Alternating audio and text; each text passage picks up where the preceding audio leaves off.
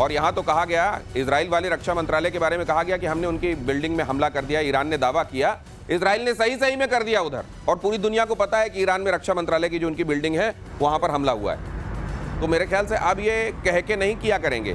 देखिए ऐसा है, इनको ये पता है इजराइल के पास एक बहुत बड़ी ताकत है, वो जहां चाहे वहां हमला कर सकता है। ये बेडरूम में घुस के मारा है सारे चीफ्स। हाँ, और उसमें हम देख रहे हैं खिड़की भर में छेद है, खिड़की में छेद है, अपार्टमेंट में लाइट जल रही है, लाइट जल रही है। तो ईरान की ये जो शक्ति है, उसमें दो चीज चाहिए आपको, कि आपको एक तो पता है कि बंदा यहाँ है, और दूसरा पता है इसमें घुसना कैसे है, मिसाइल कैसे घुसाना है। दोनों शक्तियां हैं इजराइल के पास। भाई आपने ये देखा जो सर बात कह रहे हैं, मैं उसके ऊपर थोड़ा सा सर विथ योर परमिशन कर दूं। आपने देखा ये किस लेवल की मोसाद की इंटेलिजेंस होगी कि उनको पता है कि इस माले में ये फ्लैट है और इस बेडरूम में ये बंदा सो रहा है। क्योंकि जब आपने मिसाइल मारी तो मिसाइल मारने वाले को कोई ना किसी ने तो बताया होगा कि भाई वहां पे मारना है। ठीक कह रहे हैं आप। इनको पता कैसे था कि वो बंदा वहां पे सो रहा है? उस टेबल में उस वक्त बैठकर कोई खाना खा रहा है, अमुक बेड में बैठ के कोई सो रहा है या लेट के सो रहा है। ये बताना चाहते हैं कि ह्यूमन इंटेलिजेंस भी है। Human intelligence.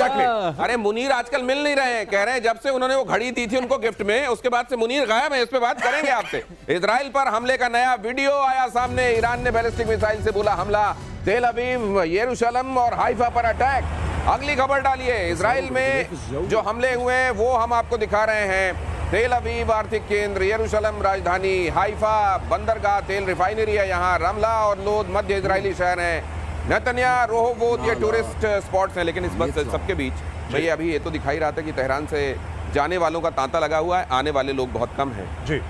लेकिन मुनीर कहाँ है? मुनीर कहाँ है, ये बड़ी मिस्ट्री है।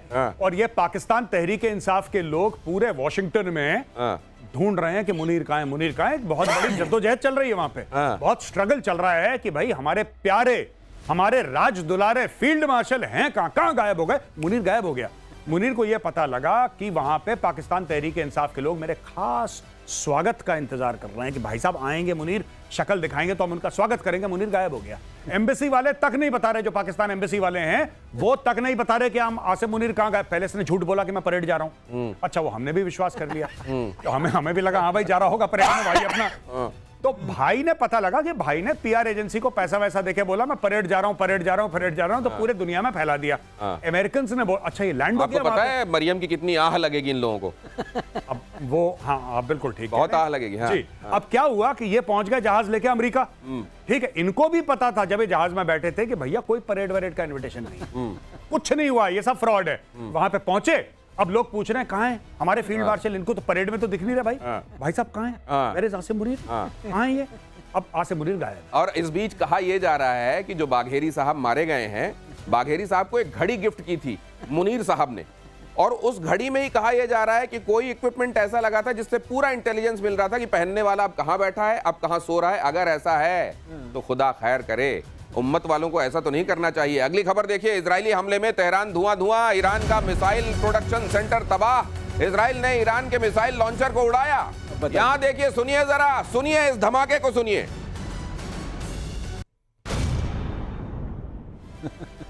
ये देखिए ऐसा धमाका। ये लेकिन इस बीच वो घड़ी जो है वो कईयों को बांटी है लगता है मुनीर जी ने। मैंने भी सोशल मीडिया पे देखा है इसको, घड़ी का। अब ये पता नहीं कि मुनीर ने बांटी है कि नहीं बांटी, लेकिन अगर बांटी होगी I will not be surprised. इनके खून में गद्दारी है। ये मीर जाफरों का देश है पाकिस्तान। बिल्कुल सही। इनके खून में गद्दारी है। इन्होंने तालिबान से पैसे लिए, तालिबान के साथ गद्दारी कर दी, अमेरिका से पैसे लिए, अमेरिका से गद्दारी कर दी। अब मौका आया है ईरानियों का। अगर आपके ऊपर खतरा आया तो हम मिसाइल मार देंगे। उसने बोला अच्छा, उसने बोला कि देखो पाकिस्तान भाई है मेरा, 80 भी मुसलमान थे, तुसी मुसलमान, ये कह रहा है कि मार देगा मिसाइल। मैं तो मजाक कर रहा था। उसकी भी जेब काटी पाकिस्तानियों ने।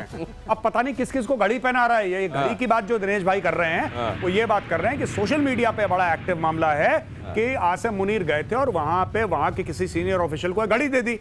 वो घड़ी इलेक्ट्रॉनिक थी, उसके अंदर ट्रैकर था।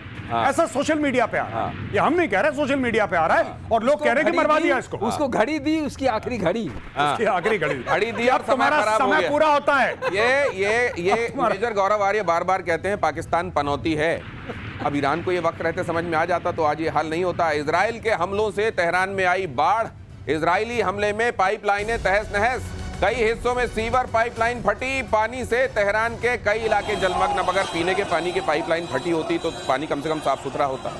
ये सीवेज वाली लाइन फट गई है और वहां पर बताया जा रहा है कि तेहरान छोड़कर भागने वाले लोग, अभी हमने दिखाया था, ये देखिए इस तरीके की बाढ़ आई हुई है और ये बाढ़ बड़ी अजीब सी दिखाई दे रही है और 90% लोग इसकी वजह से भाग गए होंगे। हाँ भाई देखो तो ये तेहरान का जो हाल हुआ जा रहा है, तेहरान फिर से बसने में तो मुझको लगता है बड़ा मुश्किल हो जाएगा। दिनेश, आपकी चिंता बिल्कुल सही है और जो गौरव बता रहे हैं कि वो बिल्कुल सही है। हाँ। तो अब अगर ये तो ज़ेलेंस्की कहेंगे देखो मैंने ये हाल कीव का इतने दिनों में नहीं होने दिया जो तुमने हफ्ते भर में करा दिया। और तुम मुझे मदद करने की कोशिश मुझे मदद। अगली खबर दिखा देता हूं। ईरान ने अमेरिकी ठिकाने को बनाया निशाना।